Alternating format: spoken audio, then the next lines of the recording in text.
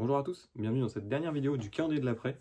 Nous sommes le 31 décembre 2024 et j'espère que cette série vous aura plu. Moi en tout cas j'ai vraiment pris beaucoup de plaisir à le faire et à vous partager en fait des comics pas forcément hyper connus pour certains. Et j'espère que j'ai réussi à vous donner envie. En tout cas moi j'ai hâte de lire vos retours là-dessus, évidemment vu que je tourne les vidéos en avance. Aujourd'hui, donc c'est le dernier jour, je vais un petit peu innover. Vu que je vais vous parler d'un gros comics, vous l'avez vu dans la miniature, je vais essayer de changer de plan. Là c'est une petite introduction. Changer de plan pour vous montrer un peu les planches, il n'y aura plus ma tête. Peut-être que ce sera bien, bien pour certains, dommage pour d'autres. Mais vu que c'est un gros comics, voilà, c'est le Absolute Spider-Verse. J'ai pas envie de le montrer comme ça risquerait de l'abîmer. Et en plus, peut-être que vous profiteriez un petit peu moins des planches. Donc je vais trouver un autre plan pour tout simplement en fait, vous montrer le comics. Voilà. Mais rapidement pour présenter ce comics, c'est du coup le seul et unique Absolute de ma collection. J'ai des omnibus, j'ai quasiment toutes les autres collections, je les ai, enfin j'en ai en tout cas. L'Absolute, j'en ai qu'un seul, c'était quelqu'un qui me l'avait offert. Et pour moi, c'est l'un de mes plus beaux comics, en tout cas au niveau objet. Au niveau de l'histoire, je vais dire ce que j'ai à dire ensuite, mais au niveau vraiment de l'ouvrage, je vais vous présenter plus en détail après. Tout n'est pas parfait, mais globalement, c'est quand même un super beau livre avec un beau fourreau. Voilà, je vais juste vous montrer la couverture. Hop, Spider-Verse comme ça, et à l'arrière, c'est comme ça. Plutôt sympa au niveau du choix des couvertures, et c'est pas mal.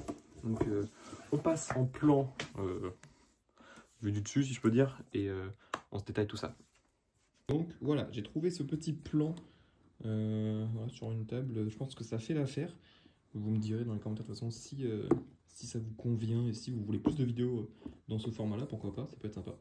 Donc tout d'abord, le fourreau, je le présente.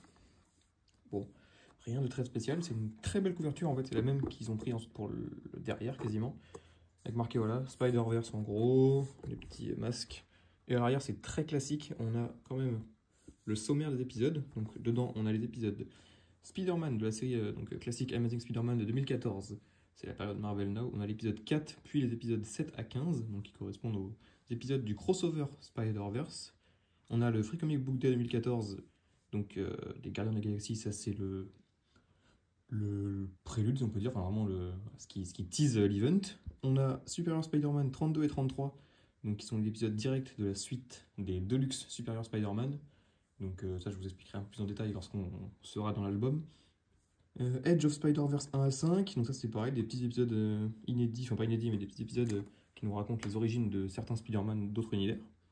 Spider-Man 2099, 2014, 5 à 8. Spider-Verse Team Up 1 à 3, Spider-Woman 1 à 4, Scarlet Spider 1 à 3 et Spider-Verse 1 et 2. Donc voilà, tous les épisodes qu'on a au sommaire.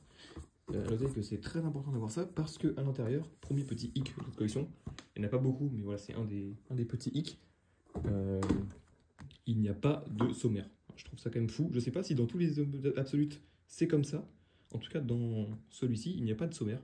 Je trouve que c'est quand même un peu dommage, sachant qu'il y a en plus beaucoup d'épisodes et beaucoup de dessinateurs, de scénaristes. Enfin, pour s'y retrouver, c'est pas forcément le plus simple, mais bon, c'est un des petits points négatifs de cet album. Hop, je vous laisse regarder bien la couverture, magnifique. Le dos comme ça, voilà, Spider-Verse. Et donc, comme je vous ai dit, la quatrième de couverture, c'est quasiment la même, sauf que là c'est blanc. Hop, au niveau des reliures, elle tient très très bien. Il y a, je pense, presque 700 pages là-dedans, et franchement, le confort de lecture est vraiment cool. C'est lourd, c'est plus gros qu'un omnibus, mais en longueur, je veux dire, mais ça se lit quand même plutôt bien. Pour resituer où ça se trouve dans la chronologie Spider-Man, on est donc juste après Superior Spider-Man, il y avait une relance donc, de Dan Slott en 2014, avec les épisodes Une chance d'être en vie. Donc ça prend directement place à ce moment-là, après donc Superior Spider-Man. Et donc ce qui suit Spider-Verse, c'est la partie All New Spider-Man. Donc on a le Spider-Man un petit peu plus technologique, un peu plus futuriste, qui est plutôt sympa. En fait, c'est vraiment l'un des meilleurs moments du run de Dan Slott, pour qu'on soit clair. Même si globalement tout son run, je le trouve très très bien. On va rentrer tout de suite dans le vif du sujet. Donc, hop, comme je vous ai dit, il n'y a pas de sommaire. Il y a quand même cette page-là qui nous résume chaque artiste qui travaille dessus, parce qu'il y en a énormément, avec à chaque fois marqué quels épisodes ils interviennent, et voilà, ça c'est plutôt cool quand même. Et puis on arrive directement dedans. On a une introduction qui est quand même très petite, Se lancer là-dedans sans avoir jamais revu Spider-Man, je sais pas si c'est une très bonne idée, pour être très honnête. On a très peu d'éditorial qui nous explique tout simplement. Voilà, c'est très court, hein, vous pouvez même le lire, vous allez voir, ça aide pas forcément. Et ensuite on est directement plongé dedans. Ça, c'est l'épisode 4 du coup de la série Amazing Spider-Man. Donc c'est dans cet épisode-là, si je dis pas de bêtises, voilà, qu'on découvre le personnage de Silk, voilà, cette femme qui a également les pouvoirs de l'araignée, qui en fait était enfermée dans un bunker, le bunker d'Ezekiel. Donc ça avait été introduit dans le run de Straczynski, donc presque 10 ans avant. Voilà, donc c'est plutôt cool qu'ils se servent de ça.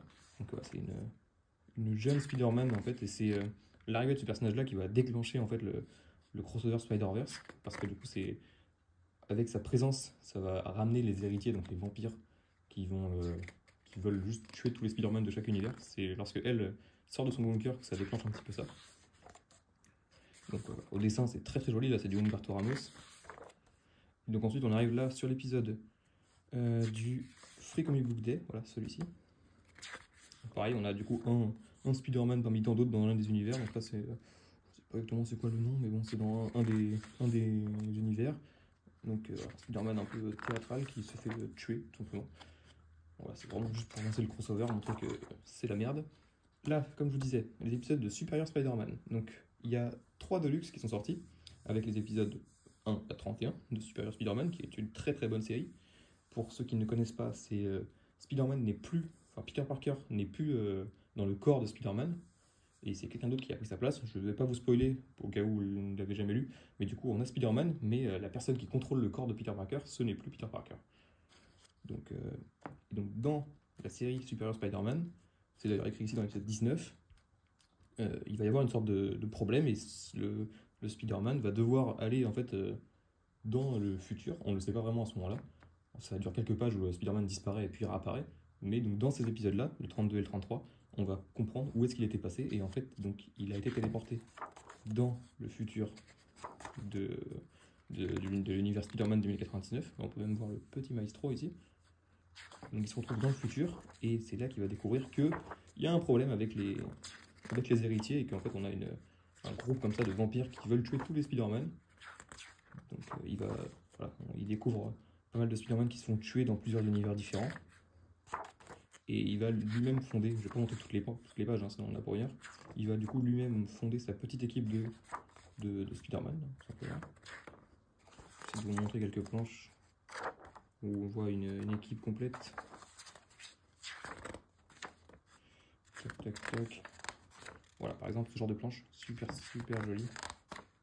Donc là, c'est l'épisode 33, si je dis pas de bêtises.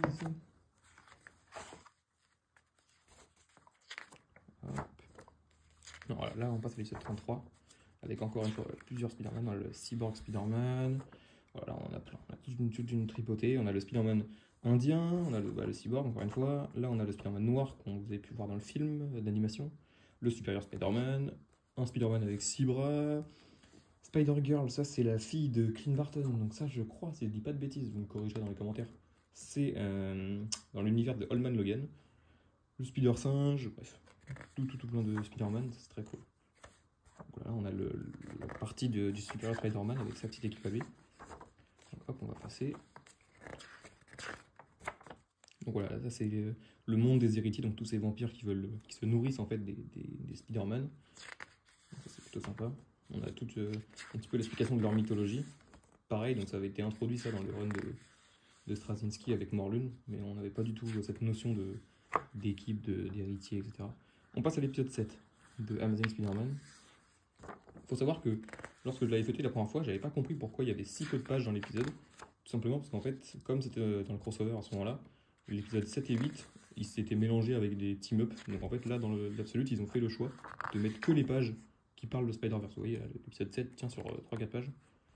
C'est plutôt sympa, au moins on a vraiment que le crossover, parce que le team-up était très peu intéressant, avec Miss Marvel, c'est clairement pas indispensable. On passe à l'épisode 8. Pareil, on a toujours en fait les origines de certains Spider-Man. Hop. Et on passe ensuite du coup à Edge of Spider-Verse, donc il y a 5 épisodes.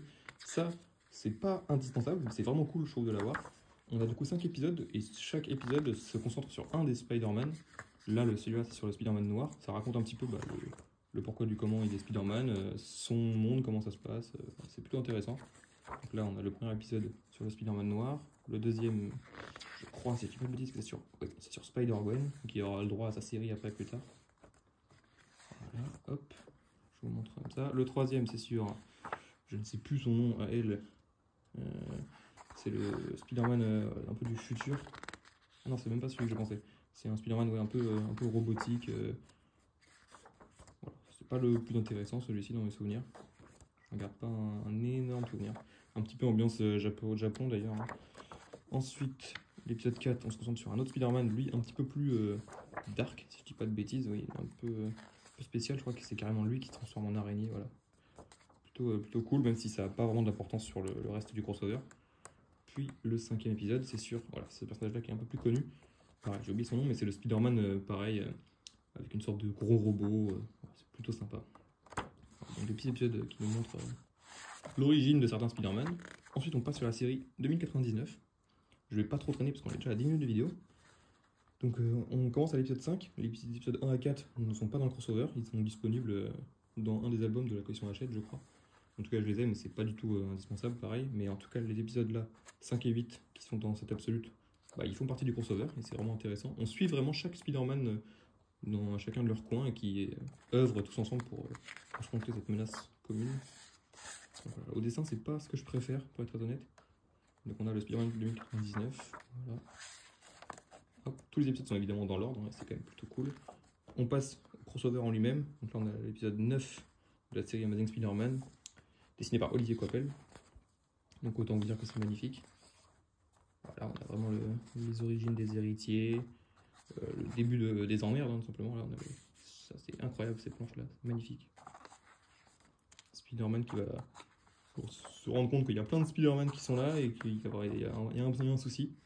Voilà. Ils vont tous devoir se rassembler, voilà, ce genre de page incroyable, pour aller péter la gueule des héritiers. Hop. On va avancer un petit peu, j'aimerais juste vous montrer quand même un peu chaque série. C'est genre de page ouais, un petit peu ragoûtant quand on aime Spider-Man. Là, on a un épisode de Spider-Verse Team Up. Pareil, c'est pas les épisodes les plus intéressants, mais c'est cool de les avoir. C'est un peu des épisodes plus fun, on va dire. Là, on a le Spider-Cochon. Hop, je vais passer. Épisode Spider-Verse numéro 1, pareil, ça c'est des épisodes un peu bonus sur certains personnages, certains Spider-Man. On a quelques pages sur des Spider-Man qu'on ne connaît pas forcément. Vraiment en mode cartoon, dessin animé. Plutôt cool d'avoir ça aussi. On repasse sur du plus classique, du Olivier Coipel, magnifique. J'aimerais bien vous trouver. On repasse là sur du Spider-Man 2099. Donc ça c'est bien rangé dans l'ordre, ça c'est cool. J'aimerais vous montrer, voilà, Spider-Woman. Donc ça, cette série-là, elle est très très cool aussi. Elle est surtout très bien dessinée. Hop. Donc on suit vraiment un groupe avec quasiment que des Spider-Woman. On a Silk notamment qui a un rôle très important, qui eux du coup sont un peu en fuite et Spider-Woman a la lourde tâche de protéger Silk, qui en fait un petit peu qu'à sa tête. Voilà, c'est plutôt sympa. Ensuite on a aussi la série qui est tout aussi sympa, Scarlet Spider. Je sais pas combien de fois je dis sympa, hein, mais c'est vraiment un album que j'adore et je le relirai avec plaisir. Scarlet Spider, donc pareil, une équipe avec le Scarlet Spider, on a Kane aussi, et je sais plus son nom à celle-là. Mais eux, ils ont la lourde mission d'aller dans le monde des héritiers, si je dis pas de bêtises, pour essayer d'empêcher le fait que les héritiers soient immortels en fait. Ils se multiplient tout le temps, en fait, quand ils meurent, ils peuvent être reclonés, et eux, leur but, c'est d'empêcher ça. C'est une mission qui est très importante, et c'est vraiment cool de la voir aussi là-dedans.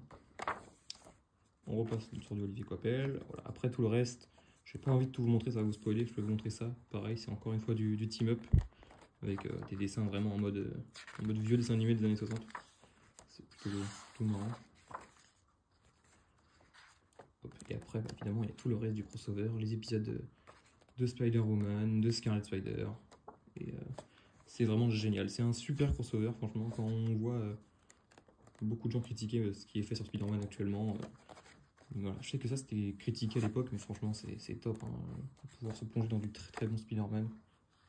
On a vraiment un récit complet avec une fin Vous pouvez lire si vous voulez juste la série Spider-Verse, mais je pense que lire tout ça, c'est vraiment le pied. Si vous aimez Spider-Man, c'est un très très bel ouvrage. Je crois que c'est encore disponible, donc franchement foncez si vous avez eu de l'argent à Noël, ça peut être une super idée.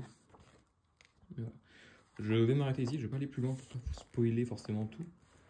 Mais voilà, j'espère en tout cas que ça vous aura plu. Moi j'ai beaucoup aimé faire ce calendrier de l'après. J'espère que ça aura été aussi cool pour vous de suivre ça. Et je vous dis à très bientôt pour de nouvelles vidéos. Au revoir.